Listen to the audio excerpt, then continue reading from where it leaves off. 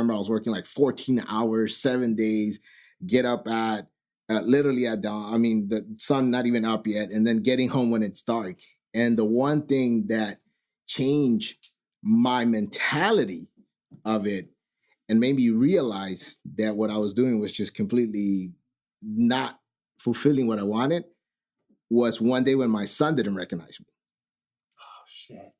I literally, dude, I came home early and I put my arms out and he ran away and he cried.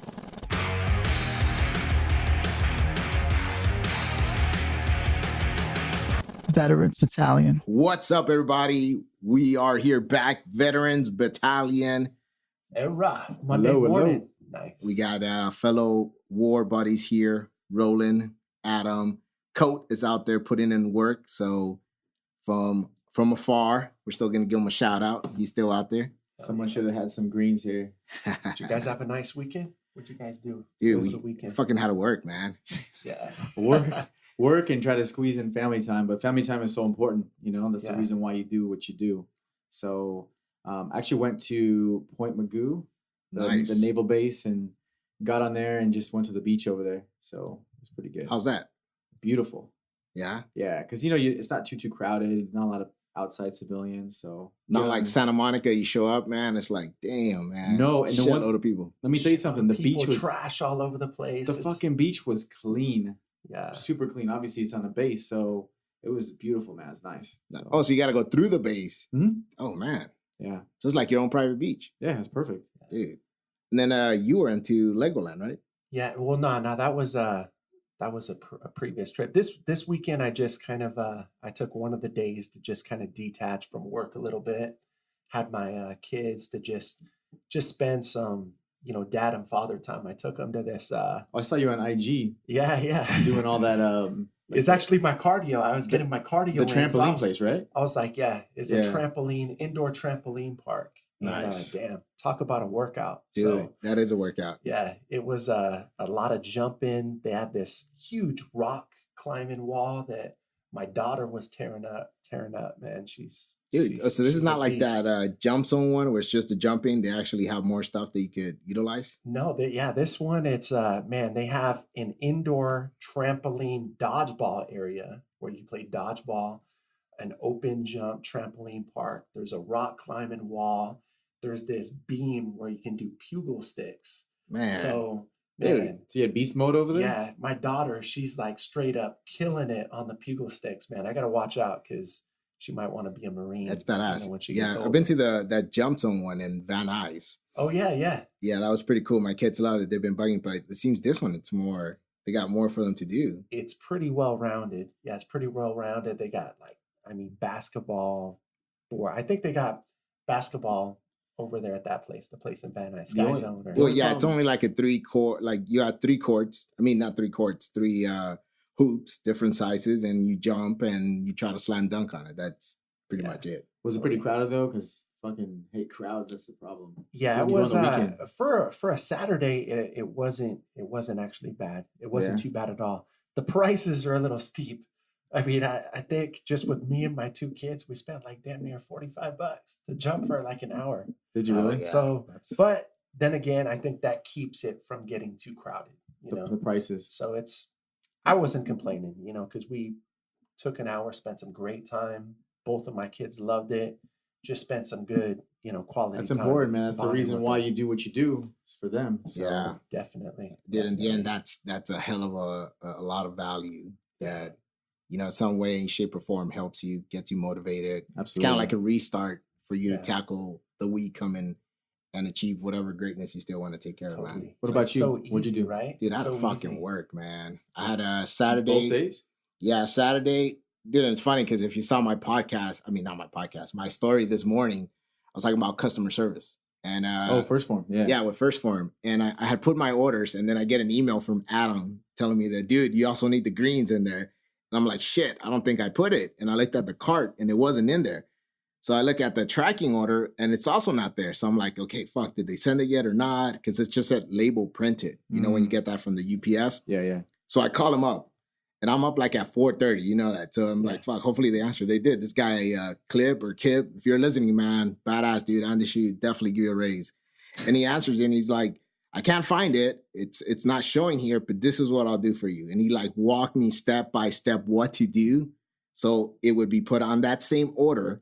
Didn't charge me any extra or anything. Put it in there. And also said, dude, and because you were on the phone with me and you helped out, I'm going to throw in a free shirt too. Oh, man. So, I mean, it goes a long way. A lot of people might say, dude, it's just a fucking shirt. But, dude, customer service man. Like 100%. I called there with the problem that it might have been on my side, but they still took the time to address it, fix it, and ensure that I left 100% satisfied. Above and beyond. Dude, I love that. Fucking amazing, man. I even told them, dude, like, honestly, man, this is like, I could count in maybe one hand in years when I have spoke to somebody and that have gone that far to ensuring that I get helped out the way you did. And he's like, there he goes, dude, this is what we do here. This is what we do. Anything else I could do, call me. I'm here till 10. Yeah.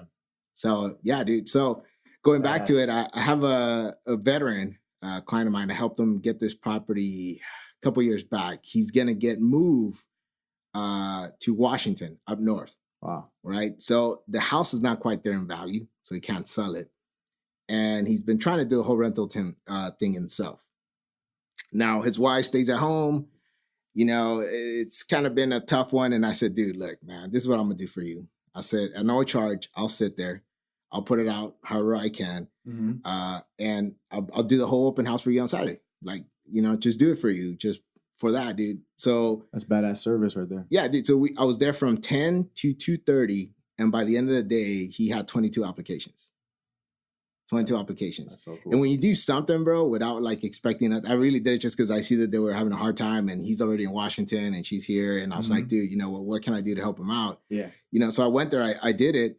And in the end, he just calls me. He's like, dude, I'm going to mail you something. And then he Venmoed me money. And I'm like, dude, I didn't want you. Dude, it was cool. But what I'm saying is like, if you go something without expecting it, again, dude, it goes a long way. And I feel good about it, man. So, you know, that was it. You know, take the family out after.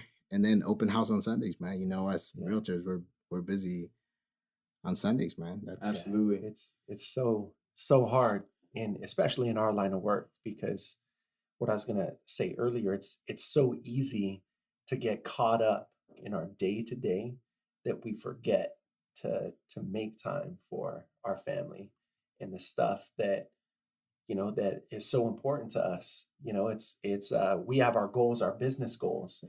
And, you know, I know we're all three of us are the same. You're so focused and driven that it's very easy to devote all your time and energy into that, providing the best customer service and making, you know, just something that's amazing as far as when we deal with our clients. But it's easy to get off track on no, it is. Look, man, regardless of what you do, whether you're selling fucking milk, whether you're selling real estate insurance or whatever the fuck you're doing, I mean, I think that you're always going to have that time where you're going to fucking have to hustle balls to the walls.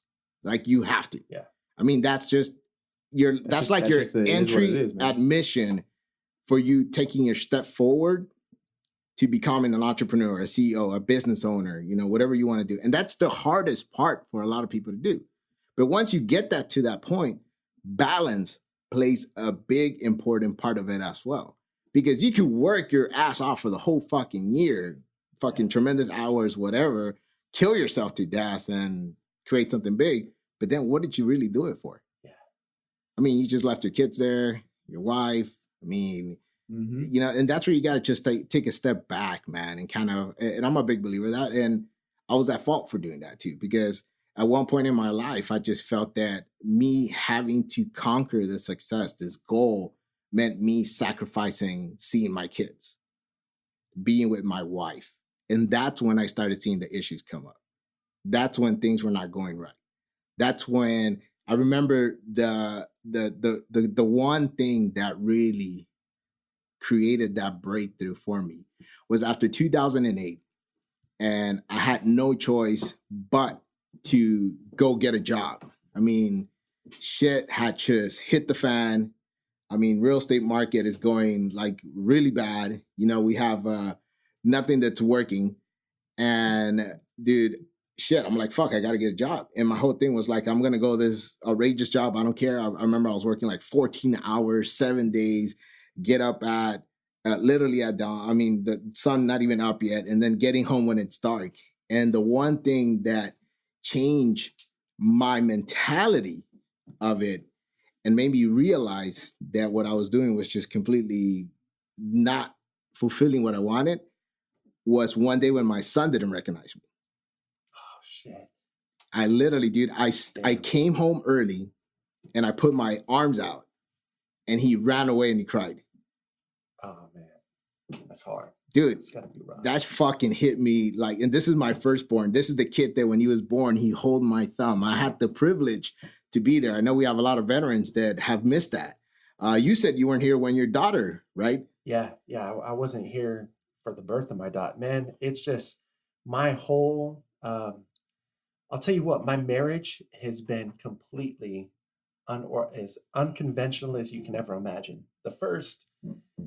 I was on active duty in the Marine Corps when me and my wife first got married. So I think the first 3 years that we were married, we maybe spent a year together because I did back-to-back deployments to Afghanistan, Africa, and I was just not there. And during that time to Afghanistan, my wife was pregnant, and that was with my firstborn, my daughter. Wow. And so I missed the entire pregnancy. I was deployed. And that deployment, it was an extremely rough deployment. You know, I lost the first month in country. One of my team leaders got blown up, killed in action. A month prior to coming home, my best friend got blown up, killed. And my wife was actually a really good friend with him as well. He lived with us. Oh, wow. She introduced him to one of her friends and they got engaged. So she took that really hard. Keep in mind, she's pregnant at this time. And I did my best. The Marine Corps did their best to support. They sent me back on advance party. I still missed it. And I saw my daughter for the first time there at the LAX airport. Wow. And so that was rough. And then, gosh, damn. So, but right. that helps you now. I believe that gives you that motivation now that when you do hustle and fucking grind like crazy, you take that time and value because you miss something that it's, man, I'll tell you right now, dude, it's, were you present for your kids? Yeah. Yeah, dude, it's incredible. It's incredible. And it's something that it really changes your life. It really does change your life. Everything.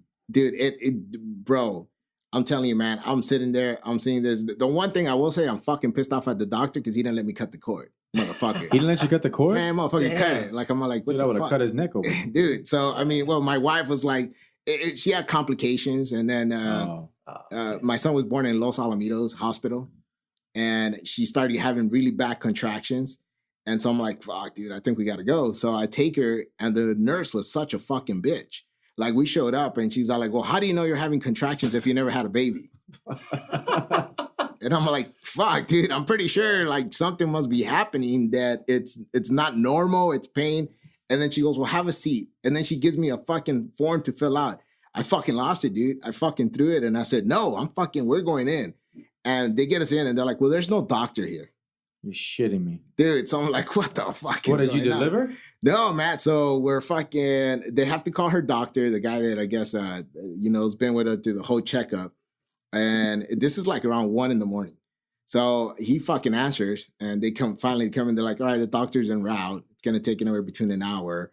And they offer her like nothing to like comfort or anything. I had to go out like 4 times until I finally found a nurse. And I said, excuse me, like, we need fucking help. Like, does she get an injection? Fucking a shot of tequila? Like, what the fuck? Like, something has to happen. And she goes, oh my God, they haven't helped her? I'm like, no. So they came and they put the monitoring thing on her. And then that's when they said, Mike, there's a problem. So, dude, that's really when I was like, what the fuck? Yeah, so, lost it, huh? No, well, yeah, I was fucking pissed, dude, because apparently the baby had moved some way where now the umbilical cord was like around its neck. And they're like, we need to get cut like ASAP. So they started prepping her. They took her in there. So like all this emotions going on, and you know, I'm just kind of like trying to keep her calm. Was it like, C-section or no? Yeah, they had to do C-section. Yeah. And finally, the doctor came in. And literally, when the doctor came in, it was like straight to cutting. Like that's how like fast it's how to move. Damn. And so I'm comforting her. The baby comes out. I'm like, dude, the most joyful. I mean, it's a humbling feeling. I mean, it's amazing, dude. And then they just bring him to me, and I'm like, wait a minute, what the fuck? Like, wasn't I supposed to like cut something? Yeah. What's going on here? You know what this motherfucker does? He brings me a piece of the cut one and tells you to cut it. And tells, yeah. No way, really? Yeah. He's like, well, you can cut here now. Here and now. I'm like, dude, like, oh man. But you know, it's an amazing experience, man. And then I remember holding his fingers and his hand, and he was looking at me. It's awesome. Dude, it is. Yeah. And that really changes your life. And during that time in my life, I think was one of the worst ones that I could think of as far as PTSD. I was fucking, I felt like a failure. I felt that I hadn't accomplished anything. I had a taste of success early before that and then lost it all in 2008. So I felt that everything I had planned for in life, everything that I wanted to give my family, everything I pictured that I drew or ever dreamed about was not what I was going to be able to provide for my family now. And that shit fucking hit me hard, dude. That shit hit me hard. And instead of seeking help, instead of seeking mentorship or coaching like we spoke about, I turned to alcohol. Alcohol was definitely my answer to everything. And there's a lot of stuff that I believe I did that I wish I could take back. I mean, I tried to drown myself like twice. Like literally, man, I got so fucked up. I would get up and look at, I mean, we were homeless for like a week, living in my truck, first of all. Who? Me, my wife, and my kid. No shit. Yeah. I was able to gather up money on a deal that I sold, very small, and I was able to get an apartment. I was forced to get a job. I was working a job, still trying to do my business thing. Did somebody tell you about VA benefits at the time? Nothing. Nobody. I had no idea about VA benefits. I didn't even know it existed. Fucking asshole. Yeah. I mean, for me, VA benefits was only if you got blown up, that's when you would go to the VA. You know, that's or if you have an emergency, then fuck, that's the nearest hospital, because I used to live in Long Beach at the time. And yeah, dude, I would wake up and be like, fuck, dude, like, this sucks. Like, I'm not providing for my kid what I want. And I had found out that my insurance was still good for the next 3 months. That's my life insurance, which I think was like $150,000.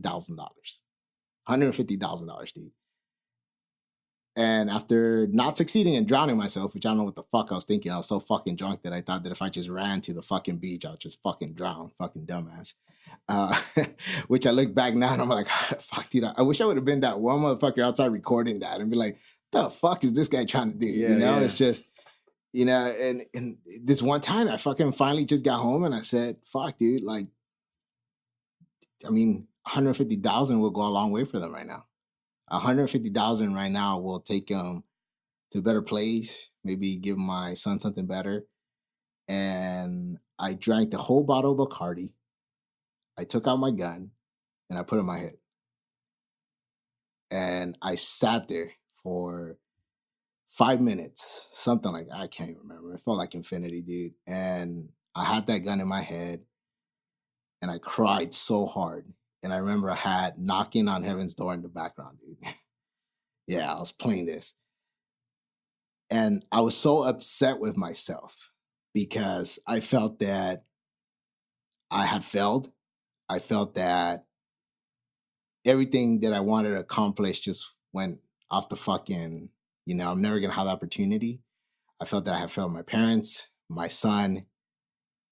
And that was the answer. That was what's going to fucking take me out. Something happened. And the door opens and my son comes out. Fuck. Damn. Yeah, dude. And I remember I put it down. I fucking hugged him so much. And I made him a promise. I said, fuck this shit, dude. Fuck this shit. I said, you've been through fucking war. You've been through fucking hell and back, dude. You've been through fucking shit. This is fucking nothing. you need to fucking get your ass up. You need to fucking put your shit together. You need to unfuck yourself. You need to unfuck yourself. And it's not going to fucking be easy. It's not. And you have fucked up many times already now. You fucked up many times now, where now if you really care for this individual in front of you, if you really care for this woman that's there, that's fucking slept with you in the fucking car, that without you having shit still came here with you and is still willing to fucking throw balls, fight with you, do whatever it takes to help you and push you succeed, you need to really unfuck yourself. And that's the day that I decided to change my life, dude. And it still hasn't been easy. Yeah. It still hasn't been easy, bro. Never will be. It's not. And that's the one thing that I want to communicate out there. And it's going to take us to the next subject. It's the fucking mindset, dude. Yeah. It's the fucking mindset. Because a lot of the times we fail to realize that why is it that when you guys were deployed, why when you were in Iraq, you have that button push that regardless what the fuck is in front of you, you're going to fucking execute and get it done. You're still doing what you got to do. Well, how is it that you cannot fucking apply that when you fucking get back? You really just you lose sight of things. It's You lose sight of the prize, the end goal, the end state, and you lose focus. I think it is what it comes down to. Wouldn't the end prize be a lot more now that you're back and you have a family? And Definitely. Right? But you know what I really think it is that you don't have somebody telling you It's now. telling you. It's the support system. It's everything that you have in place. But the mindset is everything, because life is hard. It's fucking hard. It's hard when no matter what, whether you're a fucking janitor, whether you're running a business, whether you work at fucking McDonald's, it's fucking hard, especially when you have a marriage, family, everyone's depending on you. Shit happens, you get obstacles, and not to mention if you're dealing with other shit from the service, PTSD, all these things that you've been through in your life. Yeah. It's enough. Like I can totally, resonate and relate to you when you're in that position, because, as a man, especially when you have a family, that's you want to give your family everything. So when you face these, but I'll tell you this much, man, like nothing's more harder than life itself. Even when you're overseas, you're in the moment. If you're fucking stationed somewhere, you have the structure, you have a goal, you have to worry about the next little task in front of you, like formations and, whatever bullshit. But here, you're all on your own, and you're getting thrown fucking crazy shit, finances, a business, relationships. If you're not with the person, you got to deal with the baby mama drama or the baby daddy drama. Then you have, kids are, fucking depending on you, and maybe you don't have enough money, and and you're getting fucking hit all the time, getting calls. Where's the mortgage payment? Where's the fucking car payment? And you're asked to perform on a high level all the time. You have to. It's enough to drive you insane, dude. And After it fucks with you really hard. And alcohol is like, oh yeah, fuck yeah. I mean, come on, it's the easiest thing to turn to, dude. I'll tell you. During that time, I had my car repo. I think like 6-7 months late on rent. I was literally fucking dried up. And ever since then, dude, I don't give a fuck about that anymore. You can fucking take my car right now. I'll fucking still fucking roll up on the bus tomorrow here, smiling, and fucking still do what I gotta do. You know why? Because once you experience that, bro, I think it really gives you a depth, inside look of fucking life and what you really value. Yeah. Because at the end of the day, you fucking go to there, you're not taking none of that shit with you, bro. I want to fucking take the memories of me holding my kids, time spent with my family, helping others achieve the same. Yeah. Now I'm not saying don't go out there and fucking, if you work hard and that's your goal to get something, don't do it. Fuck yeah, dude. I mean, I love fucking toys. Shit, I want a 488 fucking Ferrari or fucking Aston Martin DB9. Like, don't get me wrong, and I'm going to have it. Yeah. But the mindset that I have now is that shit doesn't faze me. If I have to sacrifice that now for me to scale my business or put my family in a better position, dude, I don't fucking worry about that shit. Because a lot of the times, that's really what fucks you up. That's really what fucks you up. You sit there, fuck, my mortgage payment is late. Fuck, my car payment is late. Shit, I had a bad month, this and that. Psychology, whatever, fuck. Psychology. Yeah, however you fucking said it. You're fucking my fucking, you're going to get negative results. You're fucking yourself. Focus on the negative. And then the worst part is let's say you're having a shitty day, right? You're having a hard time, whatever. You're not closing things if you're in sales, or you're not getting paid what you want to get paid. Then you look on like social media and you see other people that are flaunting like they're like something just fucking the facade. Amazing. Yeah. But what I've come to realize is most of the time they're full of shit. Oh yeah. You know what I mean? Because they always put their best foot forward on social media. So, it's one of those things where mindset, it's kind of focusing only on the stuff that's going to actually help you. And sometimes you have to turn that shit off. Yeah. Not even so fucking important. Go on social mindset, media. Like what news you said. News is fucking garbage. I don't care what politician or what fucking, however you believe in, it's all fucking bullshit. No, it's all fucking bad. Get like to the mindset that's like focusing on, I think, the why. We kind of hit on it in our previous podcast, figuring out what is important to you. And I'm talking about sitting down and doing some deep soul searching and figure out what you want to accomplish in life, why you want to do what you do. And you need to write it down. Yeah. You need to write it down, and you need to be reminded by that every single day. And be willing to do whatever it takes. For your why, because shit is going to get difficult. Like you said, if your car is taken today, if everything is taken today, you will still be happy because you have your why, your family. Exactly. And focusing on that, you can, because no matter what you do, shit can always get worse. There's a family right now that's sleeping on a floor in India covered with blankets made out of newspapers. And even out here. Even out here. Like I take my son, we volunteer to feed the children out here of Valencia. And man, like these people roll up and they're sleeping in their cars. And we're giving them the groceries, and I have my son helping them with the groceries and bringing them inside. And these people like have their toothbrushes in there, and they have a change of clothes. Like that's really like they make it their house. Yeah. And it's amazing. And you see these kids playing, running around like nothing's going on. But man, we're so fucking blessed to have what we have. Dude, 100%. And but you need to be reminded too, because you get carried away. Like having water right here next to me. Like, I don't know if you guys remember when we didn't have fucking even cold water. Or, places that don't even have fucking clean water, and it's like you have to be remind yourself. Dude, it's about staying humble. And I think, and most importantly, doing you.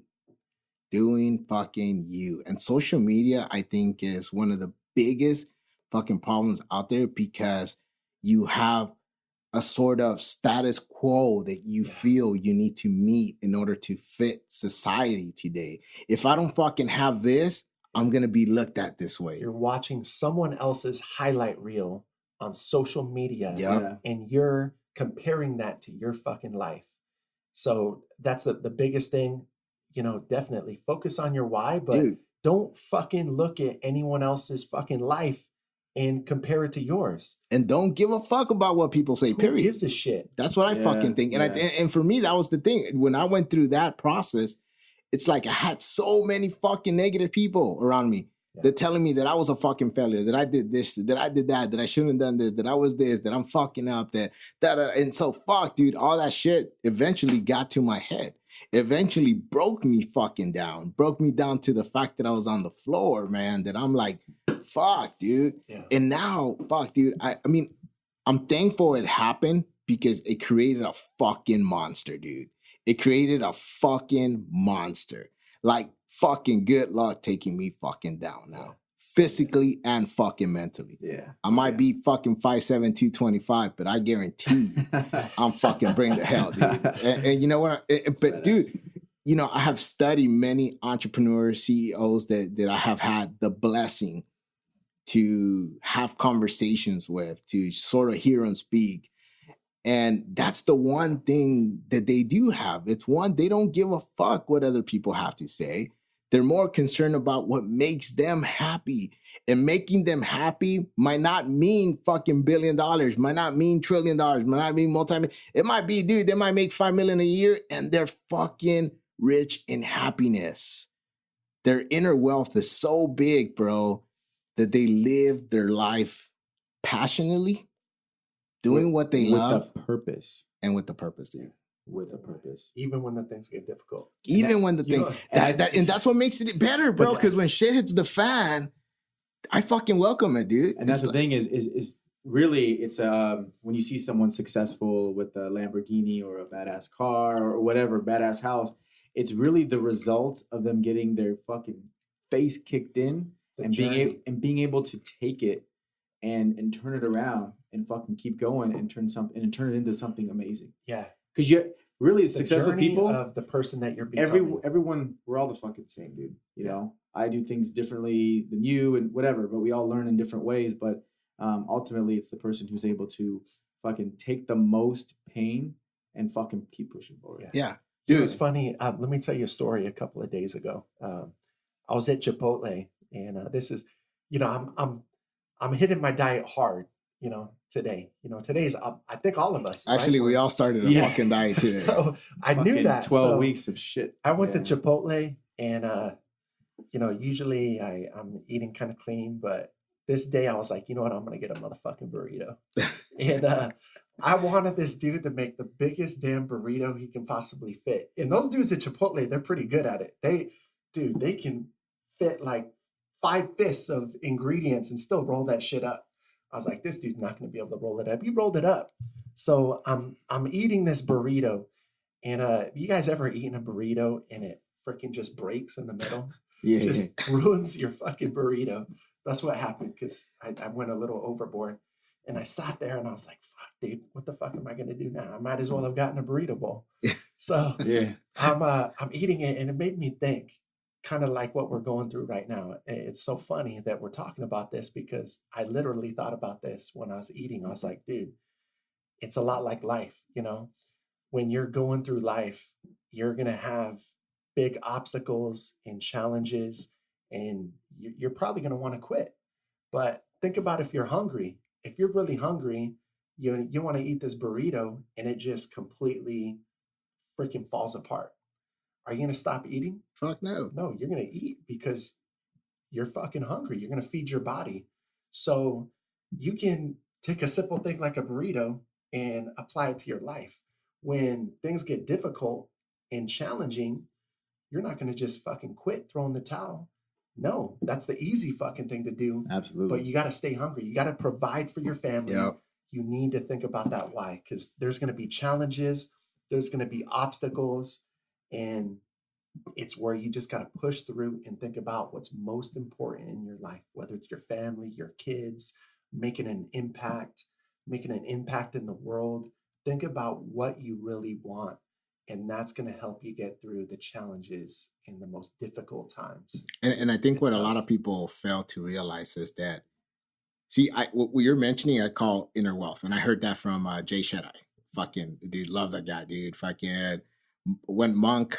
Now fucking dude is back, fucking high influencer, smart motherfucker, dude. I would love to have a fucking sit down with this guy and just fucking listen and take that in. And by creating that inner wealth, like you just spoke, by doing that, everything else would just fall in place, man, without you even having to seek it. It would just happen.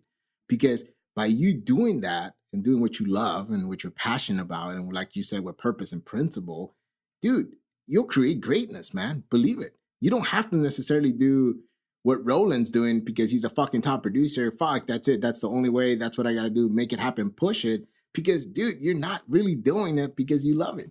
Yeah. It's like I have so many people come up to me, veterans especially, hit me up with great ideas, dude. Fucking amazing ideas. And then I'll follow up on them a month, 2 months later. I'm like, dude, like, are you fucking implementing this? Well, no, it just, you know, my job is secureness. That's the difference right there. And I'm like, bro, dude, okay, so would you rather work for fucking pain or you rather work for fucking pleasure? The biggest fucking issue is execution, to implement and have that right mindset that who gives a fuck, dude? If shit fucking tanks and fails, oh well, At least you fucking tried, man. Yeah. And guess what? You learn one way not to fucking do it. Moving forward. Yeah. If you fail 5 times, you learn 5 times not to fucking do it that way, and then you fucking adapt and overcome. You guys heard of hope I pronounce his name right, David Goggins? Yeah. Fucking Air Force, Special Forces, got diagnosed with sickle cell. All right.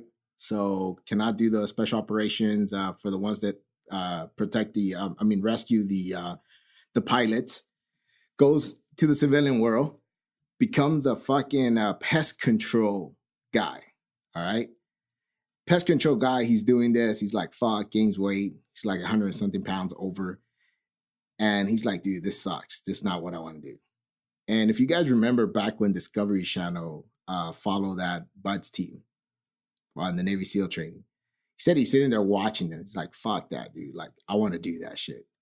So he fucking goes to every prior service recruiter and everybody turns him down because of his weight. They're like, dude, you're not going to make it. Finally, this one dude says, dude, I'll take you in, but you got to drop 135 pounds in 3 months. 135 pounds in 3 months. He's like, fuck that. Goes back to his pest control company. He said he ran into the biggest roach infestation at a restaurant, that it was so bad that he sat there and said, fuck that, dude. My life is worth more than this. Like, I mean, this is not what I want. Literally left the check. The next fucking day just hit it. Or I think the same fucking day hit it hard. Lost the weight. Got to the Navy SEAL program. Fucking did the Hell Week 3 times for medical conditions. 3 times. That's fucking insane, dude. I mean, if you guys ever seen that shit, that's no fucking joke. That's no joke, yeah. Dude, 3 fucking times. And then fucking accomplished it, goes out to fucking serve Iraq, Afghanistan. But what I want to get at already is this guy's fucking mindset, dude.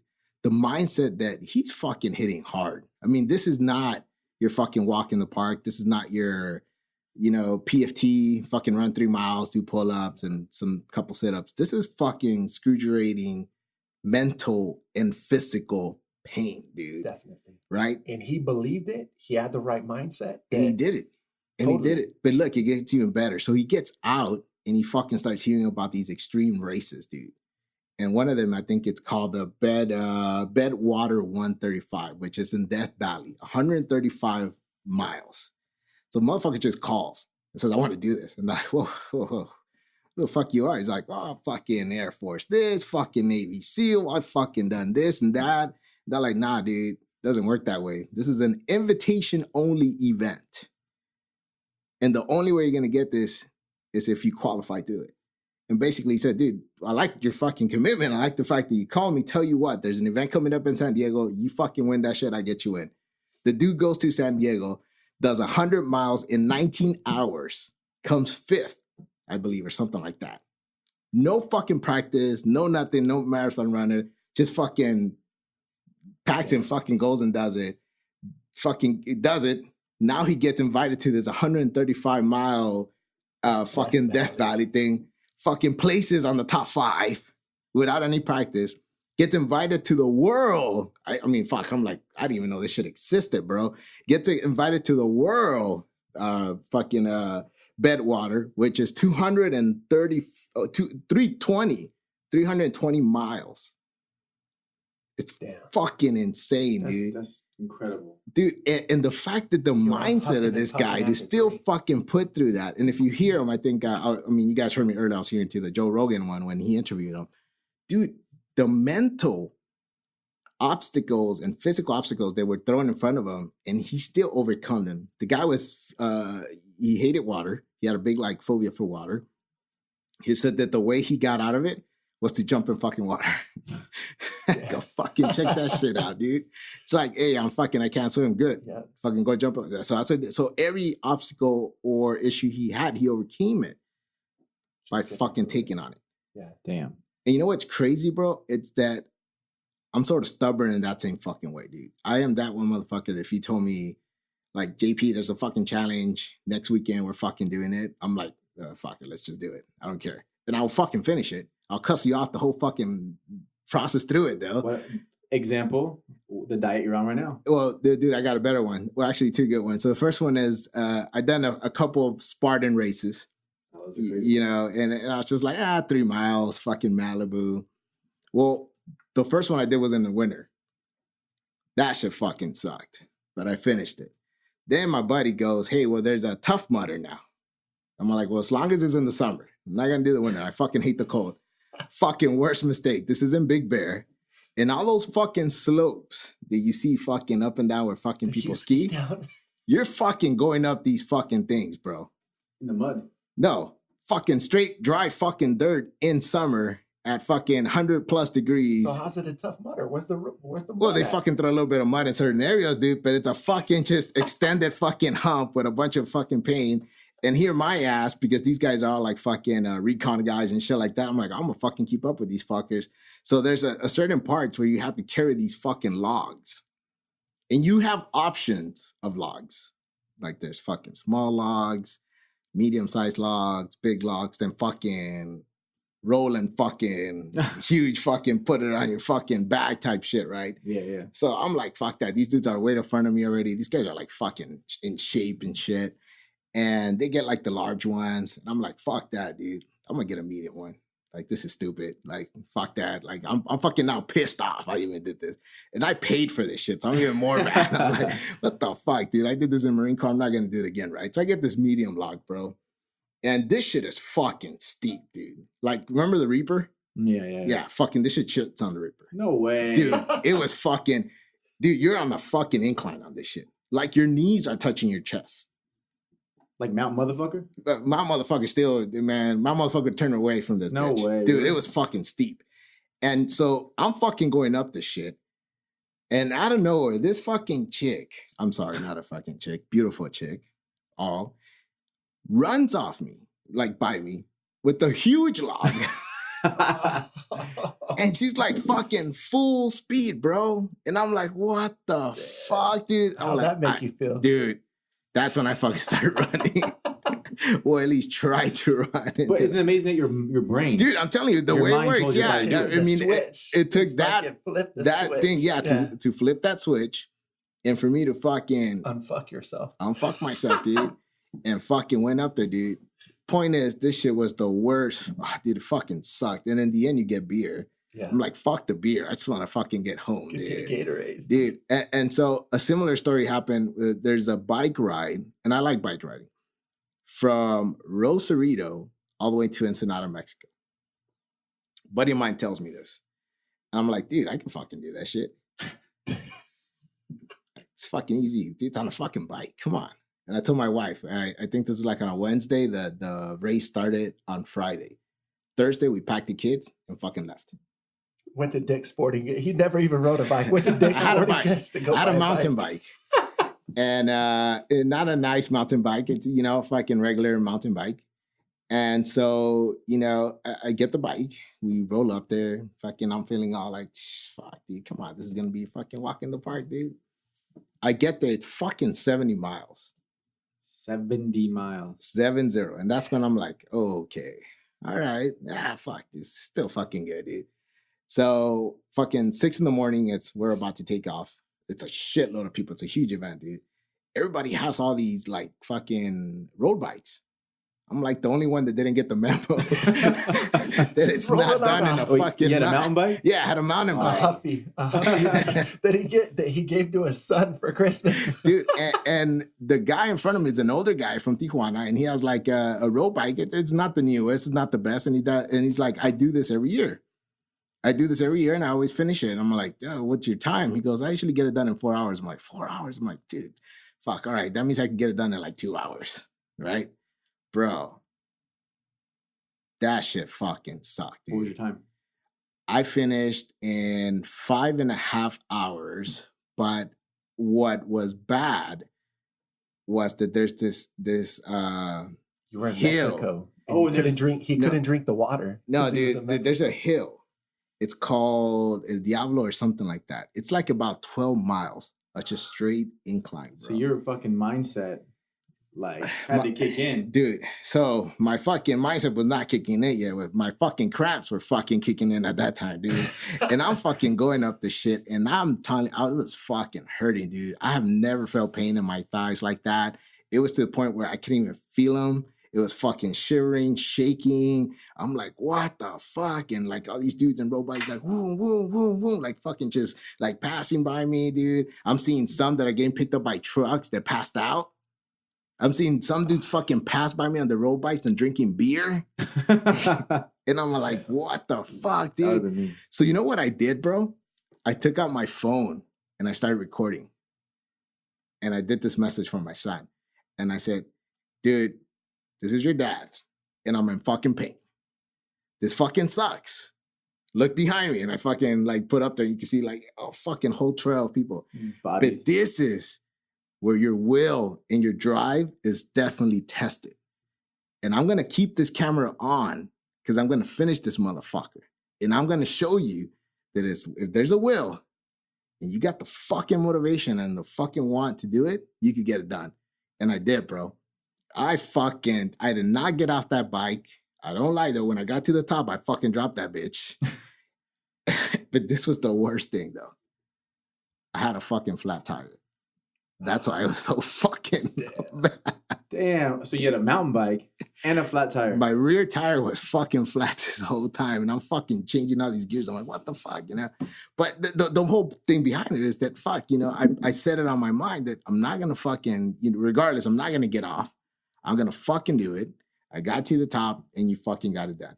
And that's crazy because, you know, I see what this guy did. I mean, this guy just fucking went out there and did it. He didn't do it to prove it to somebody. He did it as therapy for himself. That was his therapy. And you guys should listen to podcasts because it's amazing how he relates that and how that was the biggest thing that filled that emptiness that he had, the issues that he ran through, all the way down to his family, the issues that he had as family. And I think that a lot of us have accomplished similar things like that. I mean, I look at some of these veterans that have achieved amazing stuff through triathlons. You know, dude, that's not fucking easy, bro. Definitely. That's they have to be on that right mindset in order for them to achieve it. So that's what it really comes down to is the mindset. All the things that we've talked about, you know, things are going to be difficult, extremely challenging, no matter what you're doing. Life is fucking hard. Mm-hmm. And it's not about having the skill to do something. It's about having the will, desire, and commitment to be your best. Absolutely. No matter what it is. Fuck yeah. Fuck yeah. Can I get a hoorah? Hoorah. Hoorah. All right, so gents. I think that should about close it out for today, gents, huh? Yeah, dude. Had a good one today. That was good. Improv, but we got it done. That's what we do best. Marines, adapt and overcome. Fucking mindset right there. All right. Sounds good, man. We keep it up and see you on the next one. Thanks for listening and serving. Please take the time to leave a review on iTunes to get this podcast heard. Veterans Battalion.